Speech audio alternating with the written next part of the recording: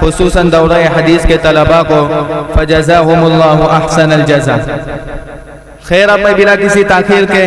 Programme کی کارروائی کو آگے بڑھاتے ہوئے تقریر پیش کرنے کے لیے دعوت دیتا ہوں عفان عرفان پٹیل کو کہ وہ آئے اور سچے عاشق رسول کون اس عنوان پر تقریر پیش کریں، اس شعر کے ساتھ کہ محمد کے طریقے سے قدم جو بھی ہٹائے گا، محمد کے طریقے سے قدم جو بھی ہٹائے گا، کبھی راستہ نہ پائے گا، کبھی منزل نہ پائے گا۔ عفان عرفان پٹیل ہمارے اگلے مصاحب رہیں گے سعد فاروق دیوان۔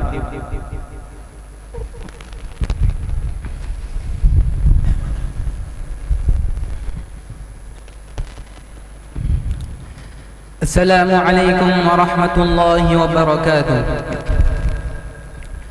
نحمده ونصلي على رسوله الكريم، اما بعد فاعوذ بالله من الشیطان الرجیم، بسم الله الرحمن الرحیم۔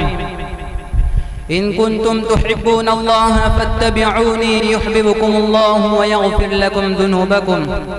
صدق الله العظیم۔ وقال النبي صلى الله عليه وسلم: لا يؤمن أحدكم حتى أكون أحب إليه من والده وولده والناس أجمعين۔ صدر محترم اور حاضرین مجلس،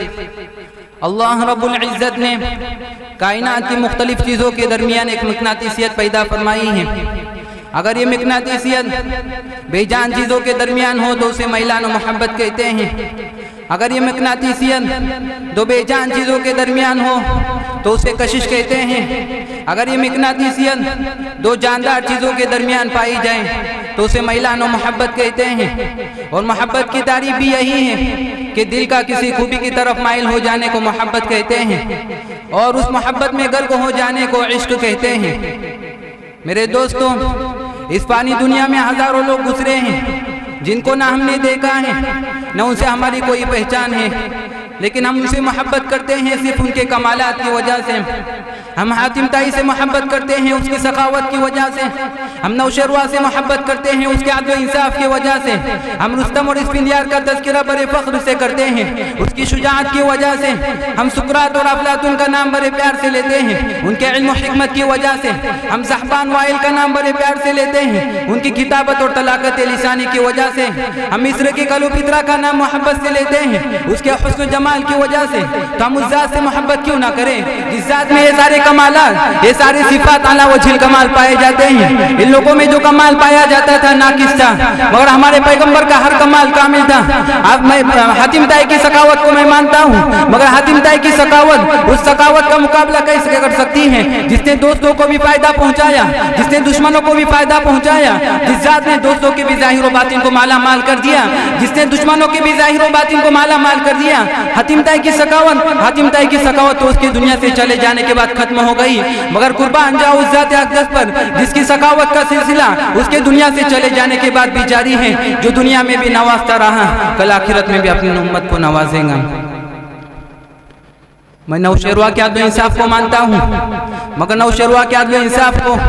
اس رسول ہاشمی صلی اللہ علیہ وسلم کے عدل سے کیا موازنہ کیا جائے جس نے عرب کے انتقامی امر اور ظالمانہ ماحول میں بھی عدل و انصاف کے ایسے میٹھے چشمے جاری کیے، جس ذات نے صاف اعلان کر دیا کہ اگر محمد کی بیٹی فاطمہ بھی چوری کر دے تو اس کے بھی ہاتھ کاٹ دیے جائیں گے۔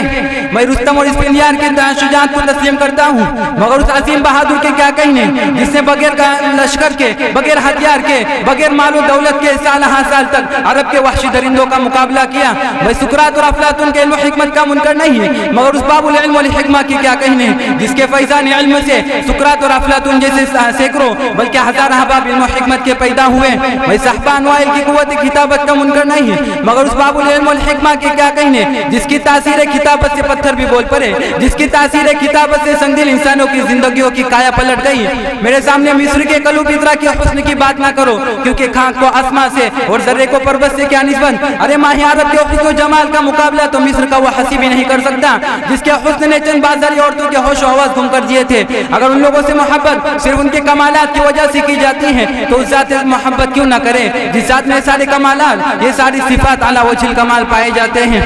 وہ کون سی صفت ہے, وہ کون سا کمال ہے جو محبوب رب العالمین میں نہیں تھا؟ آپ صلی اللہ علیہ وسلم کی خوش اخلاقی کا یہ عالم تھا کہ حضرت انس رضی اللہ تعالیٰ عنہ فرماتے ہیں کہ میں 10 برس تک آپ صلی اللہ علیہ وسلم کی خدمت میں رہا, مگر آپ صلی اللہ علیہ وسلم نے کبھی اف تک نہیں کہا اور کبھی یہ نہ کہا اے انس یہ تم نے کیوں نہیں کیا. آپ صلی اللہ علیہ وسلم کے آپ درگزر کا یہ معاملہ تھا کہ فتح مکہ کے موقع پر ان مشرکوں کو جنہوں نے امام المؤذنین حضرت بلال حبشی رضی اللہ تعالیٰ عنہ کو تپتی ہوئی ریت پر لٹا کر سینے پر پتھر رکھ کر ترپایا تھا, جن وحشیوں نے حضرت سمیہ رضی اللہ تعالیٰ عنہ کو شرمناک طریقے سے شہید کیا تھا, جنہوں نے حضرت حمزہ رضی اللہ تعالیٰ عنہ کو دردناک طریقے سے شہید کیا تھا, اور آپ صلی اللہ علیہ وسلم کے چچا کے ناک کان کاٹ کر گلے کا ہار بنایا تھا, جن وحشیوں کی جماعت نے آپ صلی اللہ علیہ وسلم کے قتل کا منصوبہ بنایا تھا. آپ صلی اللہ علیہ وسلم نے ان وحشیوں کو, ان درندوں کو, ان سنگ دل انسانوں کو یہ کہہ کر معاف فرمایا لا تثریب علیکم اليوم لا تثریب علیکم اليوم اذهبوا وانتم الطلقاء. اے مکہ کے لوگوں, اے قوم قریش, جاؤ آج تم سب آزاد ہو, آج تم پر کوئی سرزنش نہیں, کل تم نے ہم کو نہیں چھوڑا تھا لیکن آج ہم تم کو نہیں چھیڑیں گے. آپ صلی اللہ علیہ وسلم نے عفو درگزر کا یہ معاملہ کیا کہ تاریخ میں اس کی نظیر نہیں ملتی, بلکہ آپ صلی اللہ علیہ وسلم نے فرمایا یغفر اللہ لنا ولکم, میں تمہارے لیے تمہارے رب سے مغفرت طلب کروں گا. تو ہم اس ذات محبت سے کیا, اس ذات سے محبت کیوں نہ کریں, اس ذات سے دل کیوں نہ لگائیں جس ذات میں سارے کمالات, یہ ساری صفات اعلیٰ وجہ الکمال پائے جاتے ہیں. میرے دوستوں, عشق رسول صرف آپ صلی اللہ علیہ وسلم کے شان میں نعتیں پڑھنے کا نام نہیں ہے. عشق رسول صرف آپ صلی اللہ علیہ وسلم کے سالگرہ منانے کا نام نہیں ہے. عشق رسول تو یہ ہے کہ آپ صلی اللہ علیہ وسلم کے لائے ہوئے قرآن پر عمل کرو. آپ صلی اللہ علیہ وسلم کے پیش کر رہے تھے, یقیناً دل تو چاہ